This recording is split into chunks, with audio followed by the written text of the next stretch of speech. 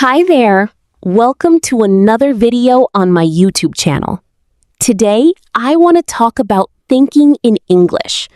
It sounds like a very daunting task for English learners because there's a problem for people when they learn English, and not just English, but any other language. We tend to translate what we hear other people saying into our own mother tongue.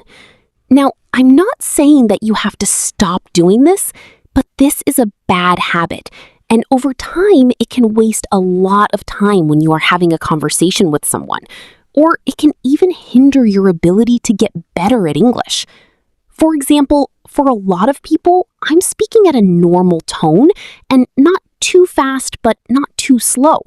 But if you have trouble understanding what I'm saying, then you need to pause the video several times, translate in your own language, and then continue watching my video. Now, I'm not saying that if you are a beginner in learning English, then you should stop translating. For me, when it comes to thinking in English, it usually applies to intermediate learners, for people who are already familiar with the language. So when you reach a certain level in learning English, you should try to have a habit of not translating into your own language, and instead try to think in English more. Of course, this is not going to happen overnight. Of course, when you finish watching this video, you're not magically going to know how to think in English. It's impossible for that to change overnight. But what you do need is patience. And what you do need is the ability to keep on trying and following what you have set out for yourself. So let's come to some ways on how you can apply thinking in English. And if you are consistent, you are patient, and you are willing to put in the hard work, then I promise you that your hard work will be rewarded. Okay, so first off, the first thing you can do is change all of the settings and notifications on your phone into English. For example, if there are some messages, instead of your own mother tongue saying that you have a new message, try to change it into English and change all the things, all the apps or all the notifications on your phone into English.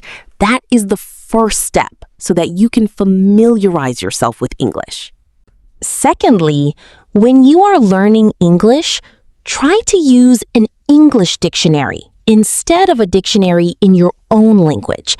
This means when you are searching for a word, let's say consistent, then instead of looking for a meaning in your mother tongue, try to look for an easy English meaning. For example, consistent means that you keep on trying and never give up.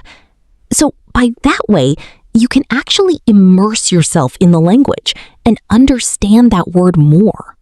Since you are already an intermediate learner, you have reached a certain level in English.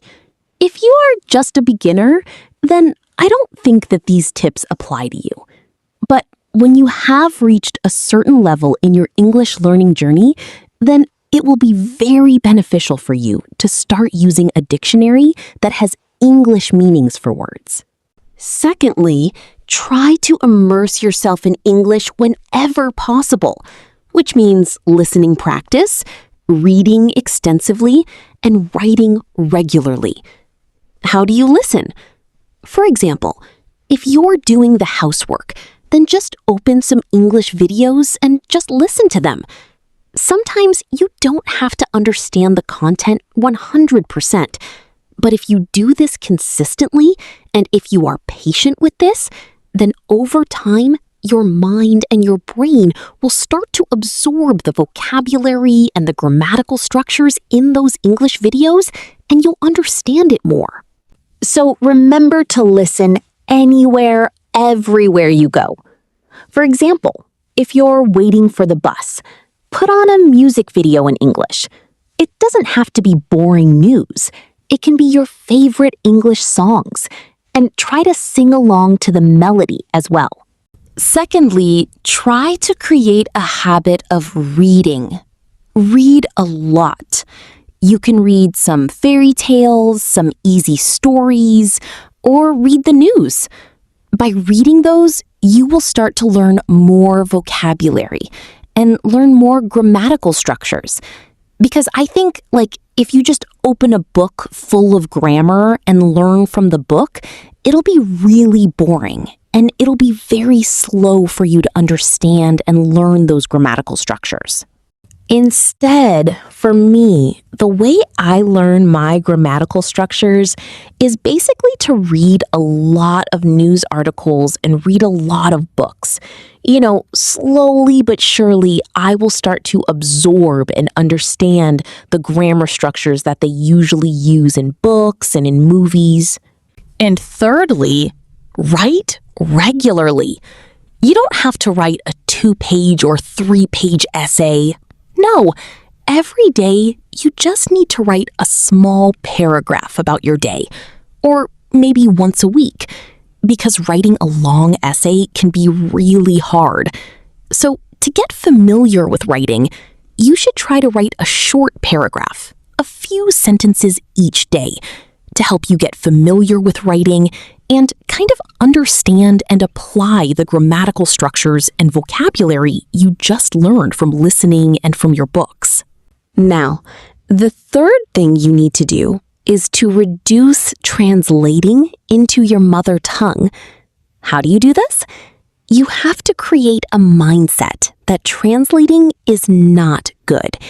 And also, you can apply this structure, the 5 W's structure, which I have actually introduced to you in my previous videos, like who, what, where, when, why.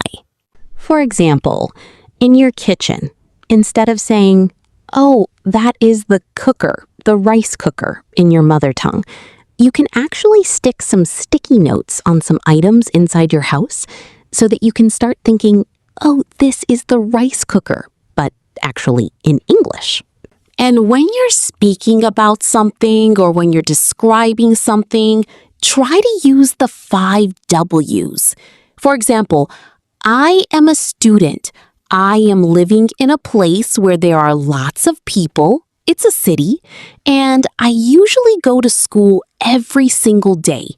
And I love my school because there I get to meet my friends and I get to learn a lot of wonderful things from peers and teachers. That is how I applied the formula. Who, what, where, when, why. And if you apply this formula to anything that you're learning, for answering questions or just for thinking inside your head, it'll be very good. For example, instead of having a conversation with your sister or your siblings in your mother tongue, try to practice speaking more. Because the number one thing you should do is stop being shy. If you're timid, you're shy, and you're nervous that you're going to make mistakes, then it's kind of impossible for you to even start applying all of those tips I have just mentioned. So make sure that you're not shy and you're willing to put in the hard work. So yes, let's review all those tips I've just mentioned. Number 1 is make sure you use an English dictionary. Number 2, immerse yourself in English by listening a lot, reading a lot, and practicing writing some small paragraphs. Number 3 is you can reduce translating into your mother tongue by setting the notifications on your phone to English and try to think in English for all the items. For example, this is a notebook, instead of thinking in your mother tongue a notebook. Or this is a pen. So try to create a mindset that you have to think in English. And in that way, your English learning journey will be much easier. So I'll see you in the next episode. Bye!